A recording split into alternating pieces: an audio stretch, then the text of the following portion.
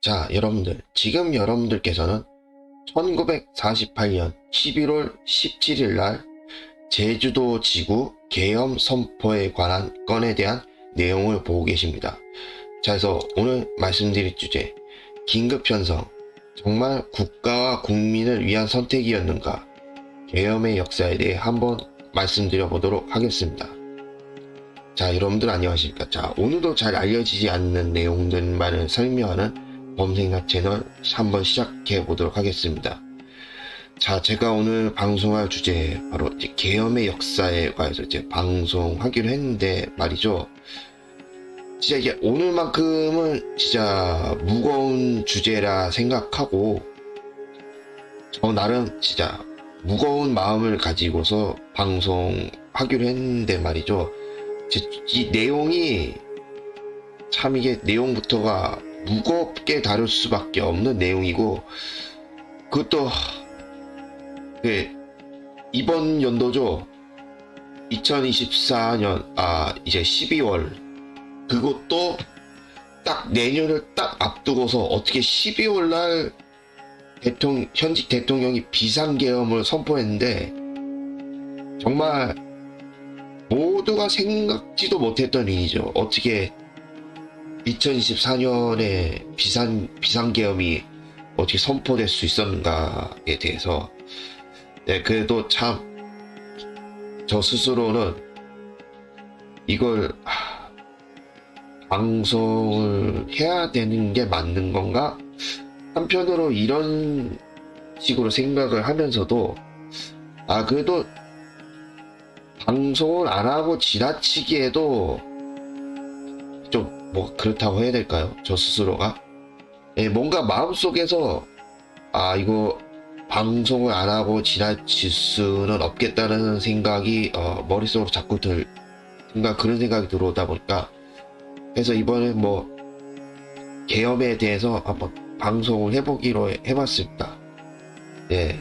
그래서 뭐 방송하기로 한 거 뭐 안 할 수도 없고 자 그래서 오늘 방송하기로 한 계엄의 역사에 대해 한번 설명을 좀 해드려 보자 말이죠. 그러니까 계엄은 전시 또는 사변 등 비상사태에 있어서 행정권 또는 사법권을 계엄사령관 즉 현역 장성급 장교 중에서 대통령이 임명한 사람이 행사하는 제도를 말한다고 하는데요. 입법권은 쿠데타 등에 의해 정상적인 헌정 질서가 파괴되는 경우 군사정권에 의해 입법이 행해지는 경우도 예외적으로 있기도 하나 법령의 근거에 시행되는 정상적인 계엄 시에는 입법권은 국회가 행사한다고 합니다. 또 계엄령은 쿠데타, 내전, 반란, 전쟁, 폭동, 또 국가적 재난 등 비상사태로 인해 국가의 일상적인 치안 유지와 사법권 유지가 불가하다고 판단될 경우 대통령과 같은 국가 원수 또는 행정부 수반이 입법부의 동의 아래 군대를 동원하여 치안 및 사법권을 유지하는 조치라고 하는데요.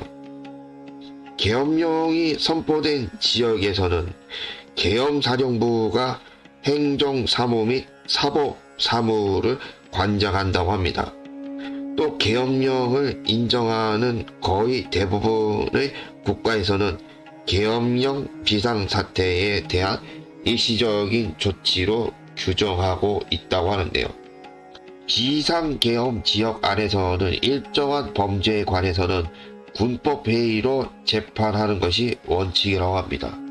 타 국가의 장군이 한 국가를 국제법상 정복한 경우 정복한 장군이 기존 국가의 모든 헌법 법률을 정지시키고 계엄 통치를 한다고 하는데요. 외국의 장군뿐만 아니라 국내의 장군이 쿠데타를 일으켜 정복한 경우에도 기존의 모든 헌법 법률을 정지시키고 정복자 자신이 단독으로 계엄 통치를 한다고 합니다. 많은 경우의 계엄령 선포는 군사 독재로 이어졌으며 이는 1973년 칠레 쿠데타, 미얀마 내전, 또 더러운 전쟁, 또 과거 티르키예의 케난 에브렌, 또 오늘날 태국의 프랴웃 짜노차 등이 계엄령을 선포하고 군사 독재를 유지한 적이 있다고 하는데요. 대한민국 헌법 하에서는 대통령이 계엄 선포권을 가지고 있으며 계엄법을 두어 계엄 선포의 주체, 권한, 방법, 계엄 사령관의 임무 등을 규정하고 있다고 합니다. 또 1948년 10월 21일 여수 순천 사건, 즉 여순 사건으로 발효된 계엄령이 우리나라 최초이며 독재 정권에 의해 정권 장악 및 유지의 수단으로 악용되었다고 합니다. 특히 광주 민주화 운동 기간에 내려진 계엄령은 전두환을 중심으로 한 신군부의 내란 행위를 통한 정권 탈취에 반대하는 세력을 탄압하기 위해 악용되었다고 하는데요. 일제가 패망하고 미군에 의해 해방이 되고 또 더글러스 메가더 미 육군 원수, 즉 오송 장군은 남한 지역에 비상계엄령을 선포하고 일본의 헌법 또는 법률을 모조리 정지시켰다고 하는데요. 미 육군 소장인 군정장관, 즉 군인인 총독을 의미한다고 하며 입법권, 행정권, 사법권을 단독 시행하였다고 합니다.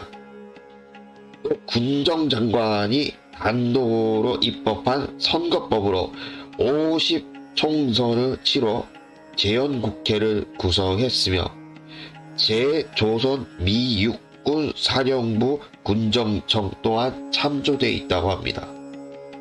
1961년 5월 16일 박정희 당시 육군소장은 5.16 군사정변을 일으켜 권력을 장악했으며 대한민국 전역에 비상계엄령을 선포하고 헌법을 정지시켰다고 하는데요. 자신이 군정장관이 되어 입법권, 행정권, 사법권을 모두 단독으로 시행해 하였으며 박정희 장군이 단독으로 헌법 개정안을 작성해 국민투표에 회부하여 통과시켰다고 합니다.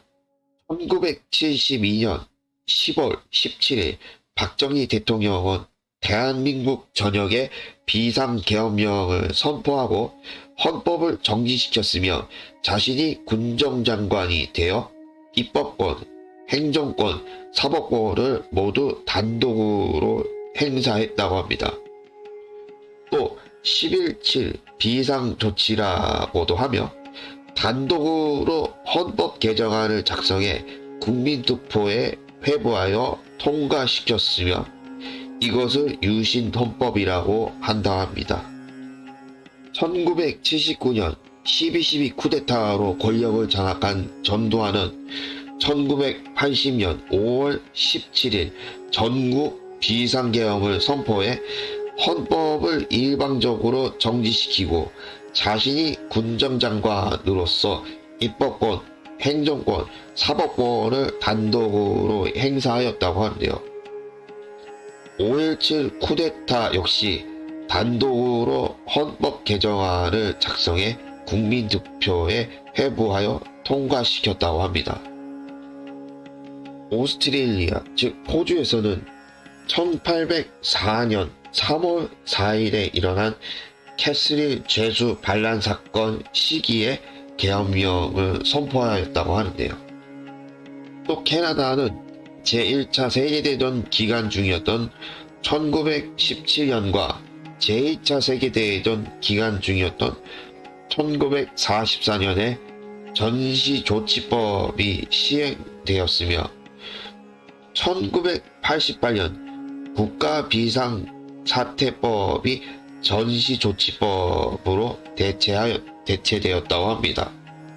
또 이집트는 1967년 제2차 중동전쟁 이래 지속적으로 계엄령이 시행되고 있으며 그동안의 계엄령이 해제된 기간은 1980년의 18개월간이 전부였고 이집트 혁명으로 해체되었다고 합니다. 또 프랑스는 프랑스 헌법 제16조에 근거한 국가 비상사태법을 두고 있다고 하는데요. 또 인도는 1962년 중인 국경 분쟁과 1965년 또 1967년 인도 파키스탄 전쟁 당시 계엄령을 선포하였다고 합니다. 또 미국은 제2차 세계대전 기간 중이었던 1941년부터 1945년까지 하와이주의 계엄을 선포하였다고 하는데요. 또 일본은 1905년 히비야 방화 사건 또는 포츠머스 조약 반대 폭동과 1923년 간토 대지진 또 1936년 2.26 사건 당시 계엄령을 선포하였다고 하는데요. 히비야 방화 사건에 의한 계엄령은 1905년 9월 6일 선포하였으며 11월 29일 날 해체. 또 간토 대지진에 의한 계엄령은 1923년 9월 2일 날 선포하였으며 11월 15일 날 해체. 또 2.26 사건에 의한 계엄령은 1936년 2월 27일 날 선포하였으며 7월 16일 날 해체되었다고 합니다. 또 중화민국 또는 대만은 1947년 2.28 사태의 영향으로 장제스가 이끄는 중화민국 국민정부는 1949년 5월 20일을 기해 타이완성 계엄령을 발표하였으며 1987년 7월 15일 장진고 총통에 의해 해체될 때까지 총 38년간 지속되었다고 하는데요. 이는 세계 역사상 가장 지속기간이 길었던 전국 계엄령으로 지금까지도 중화민국의 정치와 사회에 광범위한 영향을 미치고 있다고 합니다. 더불어 세계 역사상 가장 긴 계엄령은 중화민국 푸젠성의 진마지구에서 시행된 계엄령으로 1948년 12월 10일에 발표되어 1956년 7월부터 전지정무가 실시된 이후 1992년 11월 7일까지 44년간 지속되었다고 합니다. 타이완성의 계엄령은 1949년 5월 20일 날 선포되었으며 1987년 7월 15일 날 해체. 또 진마지구의 계엄령은 1948년 12월 10일 선포되었으며 1992년 11월 7일 날 해체되었다고 합니다. 또 중화인민공화국 즉 중국은 1964년 총동원령에 대비하기 위하여 상하이에서 하이난 섬에 이르는 연안 지역에 대한 계엄령을 선포하였다고 하는데요. 1989년 3월 7일과 5월 19일 티베트 독립운동과 테난먼 사건에 따라 티베트 자치구 일부 지역과 베이징 지역의 계엄령을 선포하였으며 이 계엄령은 1990년에 해체되었다고 하는데요. 이후에 발생한 티베트 독립운동에 의해 2012년 1월 티베트 자치구 일부 지역에도 계엄령이 선포되었다고 합니다. 또 필리핀은 1965년부터 1986년까지 대통령으로 집권하던 페르디난드 마르코스는 자신의 정책을 반대하는 정치인에 대한 탄압과 표현의 자유를 통제하기 위한 목적 등 헌법 시행을 정지할 목적으로 1972년 9월 21일을 기해 계엄령을 선포하였으며 1981년 1월에 계엄령을 해체하였다고 합니다. 또 말레이시아는 1969년 5.13 사건 이후 사회 안정을 목적으로 선포되었으며 1971년에 해체되었고 이 기간 동안 의회는 제 기능을 하지 못했다고 하는데요. 또 우크라이나는 2022년 2월 24일 러시아 우크라이나 전쟁 또는 러우 전쟁으로 국가 비상사태로 인하여 선포되었으며 현재 진행 중이라고 합니다. 자, 그렇다면 이제 여기서 한번 뒷이야기를 좀 해보고 나서 끝내볼까 해요, 방송을. 그러니까는 저 스스로도 한번 생각을 해봤고 뭐 유튜브에서 몇 번 들어본 얘기가 있는데, 그러니까 오늘 이제 12월 달 이제 이번 연도에 현직 대통령이 어째서 계엄 선포라는 걸 하게 됐냐, 어째서 비상계엄 선포까지 하게 됐을까, 뭐 좀 생각을 해봤는데, 이게 대통령 자신의 입장에서는 좀 뭔가 일이 좀 뜻대로 안 되는 게 좀 많이 쌓여서 그러지 않았을까? 뭐 한편으로는 그런 생각도 해보긴 해요. 그래서 그러다 보니까는 물론 뭐 비상계엄 선포한 것도 그렇고 대통령도 그렇고 사실 국힘에서도 여태껏 한 거 보면 제대로 했다고 볼 수가 없어요, 솔직히. 게다가 솔직히 정치 얘기를 하는 게 좀 그래요. 제가 평소에도 방송하면서 웬만하면 정치 얘기는 좀 피하려는 편인데, 이번 거는 비상경 이번에 관한 거는 정치 얘기를 안 하고 넘어갈 수 없는 부분이 있긴 해요. 이 정치하고 연관이 돼 있기도 하니까. 그러다 보니까는 대통령도 그렇고 김도 사실 제대로 했다고는 볼 수 없어요. 근데 김 못지않게 상대편 당이 민주당도 하는 거 보면은 솔직히 뭐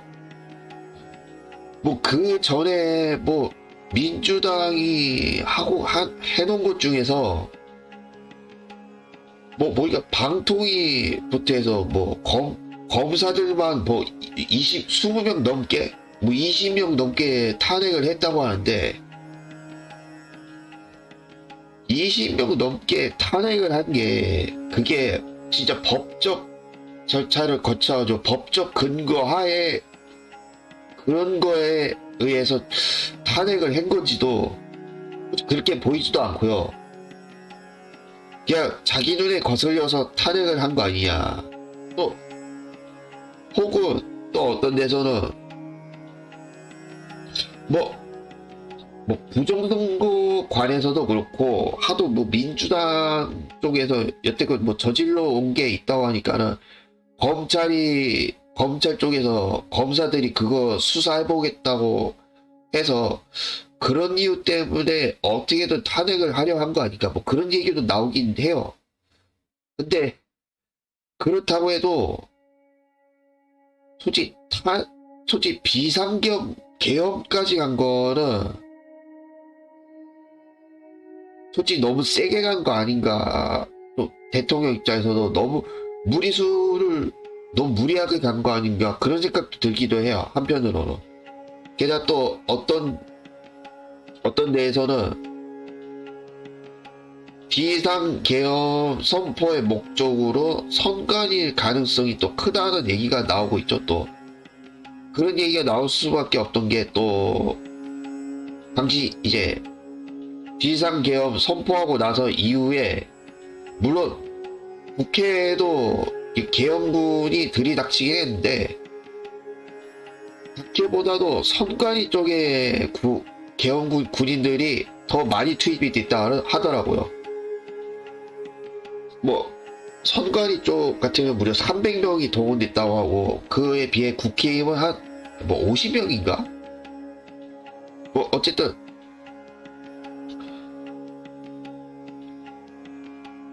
계엄군이 그렇게 국회에는 많이 투입된 건 아니라고 뭐 그렇게 얘기가 나오기도 하는데, 근데 솔직히 참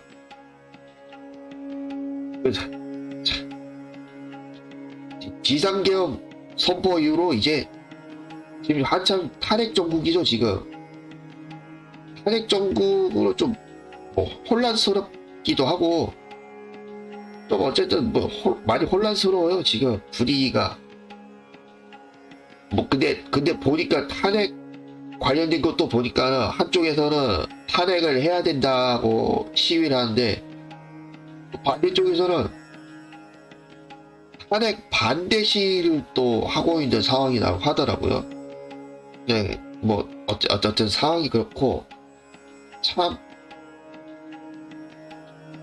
이후에는 어찌 될지 모르겠습니다. 뭐 정치 관련 얘기를 해봤자 솔직히 우리나라에서 아직도 정치 관련 쪽 얘기를 꺼내게 되면은 여전히 좌우로 갈라서는 그런 쪽의 얘기밖에는 안 하고 있는 게 오늘날의 현실이긴 하잖아요. 그러니까 뭐 아직까지 좀 더 지켜봐야 알겠고, 근데 또 뭐 대통령을 뭐 탄핵하겠다고 하는데 탄핵도 또 안 되고 있는 상황이라고 하네요. 대통령이 아직까지도. 그러니까 뭐 아직까지 좀 지켜봐야 알겠고, 저는 오늘 머리 가보기로 했거든요. 오늘 서울에 볼일 있어서 가보기로 했는데, 그것 때문에 웬만하면 뭐 정치에 관련된 얘기는 이쯤에서 끝내는 걸로 하고, 저는 이만 이쯤에서 마치는 걸로 하겠습니다. 자, 그래서 오늘 저는 여기서 이만